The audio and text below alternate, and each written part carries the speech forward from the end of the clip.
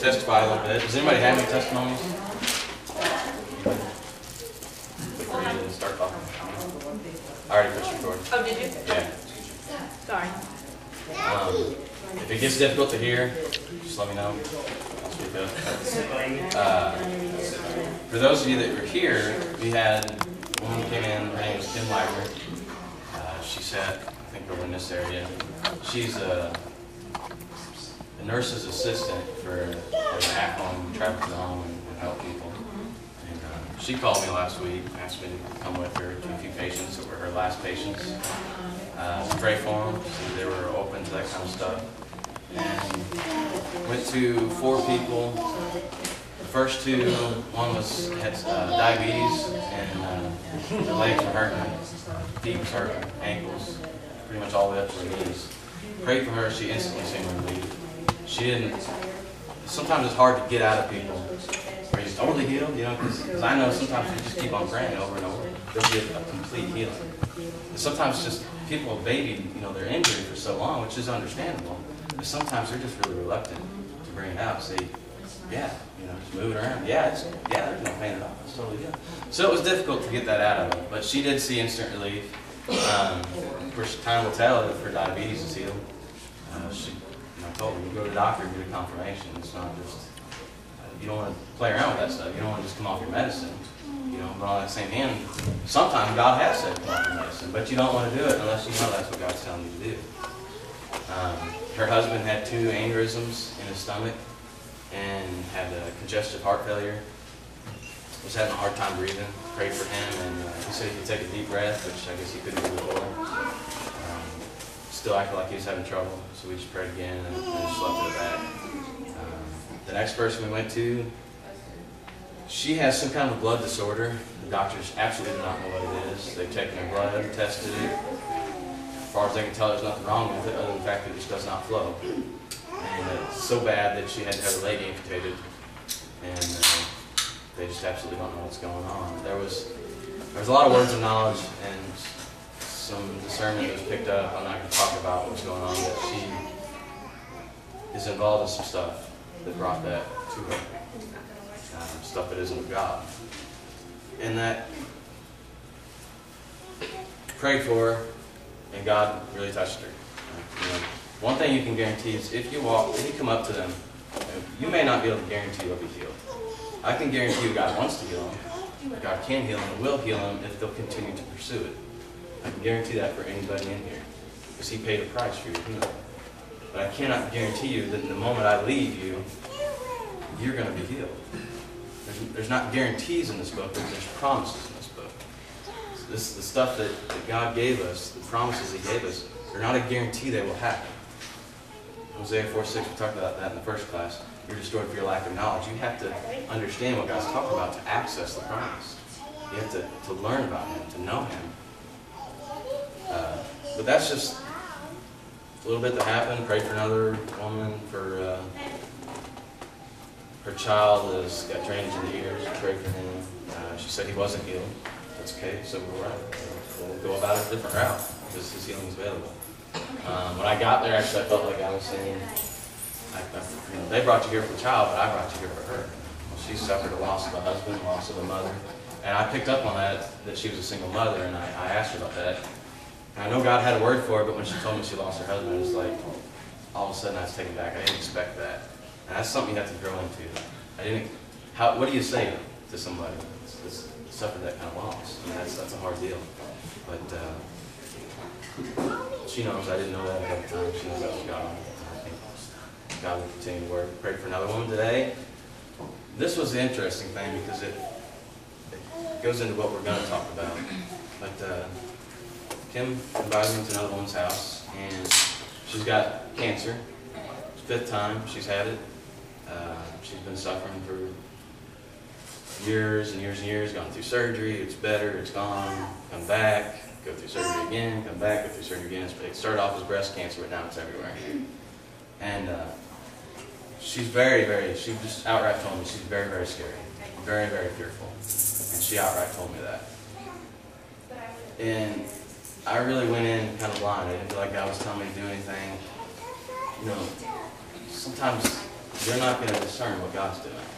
But God knows what He's doing. The moment I stepped in, and I asked Kim afterwards, the moment I stepped into the room, her eyes just got glassy, just glossy. I mean, she was starting to cry. I grabbed a hold of her hand. Now, I don't feel nothing. I don't hear God speaking. I don't feel the power of God. I don't even feel the presence of God. And I grabbed a hold of her hand, and her eyes are just filled with water. And she looks at me and she goes, I really, really, really want you. After we talked, she had nurses there, so I couldn't talk long. I prayed for her. She just told me, I really, really want you to come back. I just feel so much better with you here. And as I'm sitting there and she's saying this, then I start picking up on what God's doing. There was a time when Jesus was walking the earth, and a woman with an issue of blood comes up and touches the hem of His garment. And she's had an issue of blood for 18 years, 30 years, something like that. I don't know the exact time. And it says she was dried up immediately. And Jesus, who touched me? Well, Jesus in the midst of a crowd that has been seeing all the miracles He's doing. So it says they're thronging Him. Thronging is like there's people surrounding Him. They're pushing on Him, touching Him. Everybody's trying to get healed, trying to touch Him, grab a hold of some of that power. Well, she marches through in faith, finds a way to push her way through, grabs a hold of His garment. And He feels the power leave. Not always are you going to recognize what God's doing, but God knows what He's doing. I had no idea what was going on. But the fact that she's very fearful tells me that the enemy is really speaking to her. And the moment I stepped in, somehow, I don't know, somehow there was just a presence of peace that just came into the room. And it struck her in a way that she didn't understand. All she knew is she wanted me to come back. And I told her, it's not about me, it's not you, just good. So there's some doors open there. For me, that's awesome. You really see what God's doing. That's that testimony. Anybody got anything? I think Mom was finally starting to understand the power of what God's doing. I called her yesterday and I was talking to her, and she was telling me she's bad at money. She can never figure out money at all. So she thought she put some money in her account so she could rent her car at the grocery store. And she went to Aldi's and went to the grocery store, and turns out she didn't have any money there. It was like $15, and it was happened to be this lady shopping for her church that did food ministries for them behind her. And the lady paid for her food by that, and Mom offered to pay her back and get her name and number and pay her back. And the lady said, no, we're doing this because this is what our church does. And that's how we do it. This is from our church too. We just do it for someone else. And Mom said she went out to the car and just cried. Yeah. That night I prayed for her, and I noticed she started to tear out. When God begins to work with somebody, that's one of the things He does. He develops habits in their life. So just over and over and over again. It's the pursuit of the Jesus that loves you. He's just pursuing you, like the image of a marriage, like a husband that's trying to court that woman. He continuously pursues you, and He sets up divine encounters. And over and over again, that's just Jesus saying, listen, I love you. I love you, I love you, I love you. I want you to come to me. I love you, I love you, I love you. Just over and over and over again. And He'll repeat that. And what He's hoping is that you'll turn to Him and start walking towards Him with everything you got. But not always does it happen. A lot of times people miss it. A lot of times people don't recognize, hey, that's a divine encounter. But that's awesome. And if you didn't hear what she was saying, basically, the divine encounter, somebody was in front of her in line and paid for her food, and she basically said it was a blessing from God. I don't want nothing from it. And if you listen to 92.1 Spirit FM, they ask people to do that all the time. They'll even send you flyers that basically you hand the person behind the counter this flyer, and it just basically tells the person it's a blessing from God. You pay for their food and say, here, just hand them this flyer. And so yeah, that's definitely an awesome way. Redding, California, Bethel Church, Bill Johnson, they're healing. They do a healing school. I mean, huge ministry, huge. It's much more than just healing. They get into prophetic worship, stuff like that. And they've got people doing it so much that the local restaurants who aren't even believers have called up Bethel Church and said, listen, your students are welcome here anytime they want. Because we got people that come in here and they leave and they're so blessed. They leave so happy with smiles on their face because We got people that come in and never pay for their food. And they don't know who it was that paid for them. They just, all they know is this blessing from God. You know, that's what the kingdom's supposed to look like. I'd like to say that last week I was sick, Thursday and Friday, and Trevor come over and prayed for me, and praise God, I just caught a cold and just nauseated. I just didn't have, I guess I had a couple of things going, but so he prayed for me, and honest to goodness, he came from here all the way up. This nostril popped. I hadn't been able to breathe out of this nostril all day long. I could breathe really easily, and it went all the way up. The headache, the pressure, the eyes watered, all left. All day I was fine. Every now and then I feel like it was, you know, going to come back a little bit, and for some reason I just never thought about praying to God, you know, after the fact, you know. But so I was in town doing something, and it's kind of come back, and so I would just say something like, you know, demon be gone, name of God, leave my body, leave me alone, demon be gone, and sure enough, it would be gone. I felt better just within a minute. I mean, it was just like I was better. So I thought, this is cool, you know, I'm learning, which is why I'm coming here. And I talked to a lady at work today. She believes in Wicca, and she fights depression and all kinds of things. Wicca? What's Wicca? It's witchcraft. Yeah, it's a form of Yeah, hers is very It's New Age mild. stuff. Her mom does it, her aunt does it. I mean, she says she's very mild into it, you know. But we talked about it once. She went to well, anyway, we talked and we emailed at first and I asked her how she's doing. She emailed me back the long thing. Better, but so I thought, well, instead of emailing, I'll call her. So I called her, and I bet we talked 10 minutes. I told her about the healing school and what Trevor's done for me twice now. So she was just amazed. And so we talked, and she said she believes in God, and she believes in healing. She knows all that's true. So we talked, and she said she thinks she'll come see us one of these days. And I said, great. That's very relaxed. You know, told her about it.